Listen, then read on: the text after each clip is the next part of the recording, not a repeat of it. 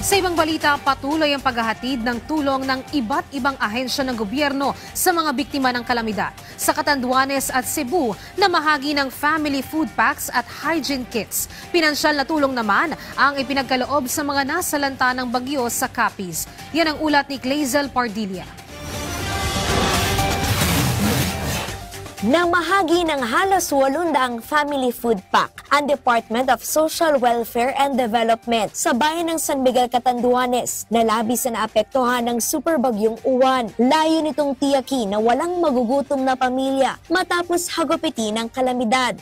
Naghatid ng daan-daang timba na naglalaman ng hygiene kit ang DSWD sa mga residente sa Mandaue City. Ayon sa ahensya, kailangan mapanatili ang kalinisan at kalusugan habang unti-unting bumabalik sa normal ang kanilang pamumuhay.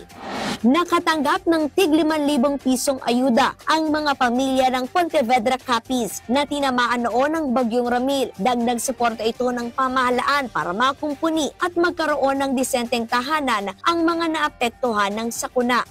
Naibalik na ang kuryente sa 3,600,000 kabahayan at negosyo na nasalanta ng bagyo. Sa pangunguna ng DOE Task Force on Energy Resiliency, napabilis ang restoration efforts sa mga lugar na nawala ng kuryente. Patuloy din ang pakipagtulungan ng Energy Department sa iba't ibang kooperatiba para maisaayos ang mga linya ng kuryente sa Northern Mindanao. Clazel Pardilla para sa Pambansang TV sa Bagong Pilipinas.